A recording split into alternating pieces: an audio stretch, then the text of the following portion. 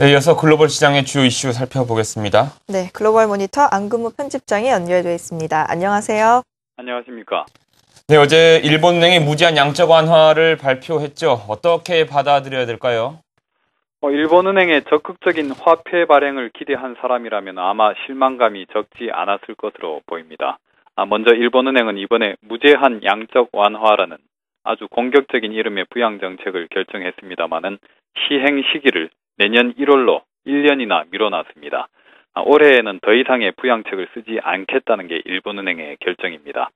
내년 1월부터는 매달 13조엔의 자산 매입에 나서겠다고 했지만은 만기가 돌아온 보유 채권을 재투자하는 걸 제외하면은 실질적인 양적 완화 규모는 내년 한 해 통틀어서도 10조엔에 불과합니다. 게다가 일본은행이 말로는 무제한 양적 완화를 한다고 했지만은 오는 2015년부터는 양적 완화 규모를 늘리지 않을 계획입니다. 무제한이 아닌 1년짜리에 불과한 거죠. 당초 시장에서는 올해 말까지의 양적 완화 규모를 10조엔 증액해 줄 것으로 기대를 했지만은 실제로는 양적 완화 10조엔 증액을 내년 말까지로 늦춰놓은 것과 같은 결정을 내린 셈입니다. 내년부터 사들이겠다고 하는 일본 국채의 구성도 실망스러웠습니다. 장기 국채는 매달 2조엔 어치만 매입하고 단기 국채를 사들이는데 무려 10조엔을 쓰겠다는 겁니다.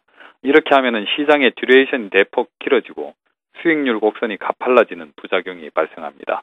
일본 정부의 재정 조달 구조는 물론이고 일본 은행들의 자산 구조도 악화됩니다.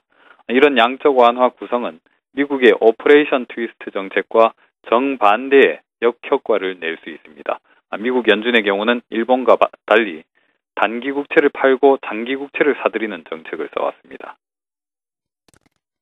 네, 말씀해 주신 대로라면 일본 정부로서도 좀 실망스러운 결정이 아닐까 생각이 드는데요. 정부 반응은 좀 어떻습니까? 일단 일본의 아베 신조 총리는 표면적으로는 통화정책의 신기원을 이뤘다라고 환영하는 입장을 보였습니다만은 실제 움직임을 보면은 불만족스러운 반응을 읽을 수가 있습니다. 그래서인지 일본 집권 여당인 자민당은 오는 4월에 임명될 차기 일본은행 총재 선임 과정에서 야당과 협의를 할 계획인 것으로 알려졌습니다. 정권의 입맛에 맞는 총재를 앉혀서 보다 공격적인 화폐 발행을 해 나가려면 야당이 시비를 걸지 않도록 미리 정지 작업을 해놓는 게 중요하겠죠.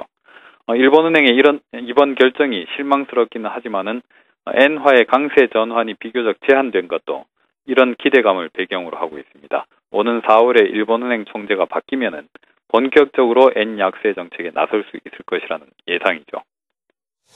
네, 말씀대로면 무제한이 아닌 무제한 양적 완화 정책이 나온 건데요. 엔화 약세 행진은 그럼 계속 되는 건가요? 단정하기는 어렵습니다. 주변국, 특히 독일 쪽의 반발이 계속해서 표면화되고 있습니다. 어제는 독일 중앙은행 총재가 화폐 전쟁 가능성을 경고했는데 밤사이에는 독일 여당의 중진 의원이 역시 일본을 향해서 경고 발언을 내놨습니다. 일본이 굳이 환율을 조작한다면은 다른 나라들도 경쟁적으로 절하 정책에 나설 수밖에 없을 것이라면서 엔 약세 정책을 중단하라고 촉구했습니다.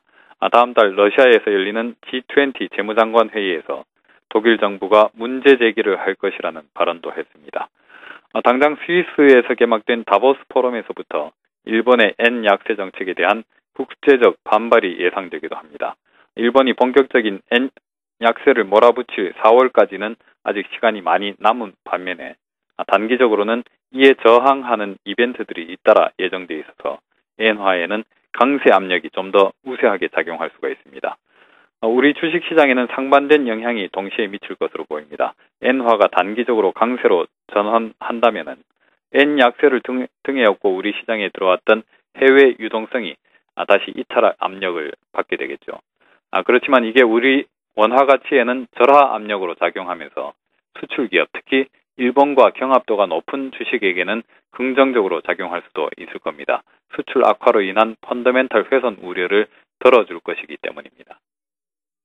네, 일본이 오랜 경기 침체를 벗어나기 위해서 물가 상승률 목표를 2%로 상향 조정하고 또 자산 매입에 제한을 주지 않겠다는 정책을 발표했는데요. 문제는 주변국에 미치는 환율 전쟁 가능성인데요. 앞으로 다가올 다보스 포럼이나 G20 재무장관 회의에서 좀 얘기가 나올 것 같습니다. 글로벌 모니터 안근모 편집장이었습니다. 고맙습니다.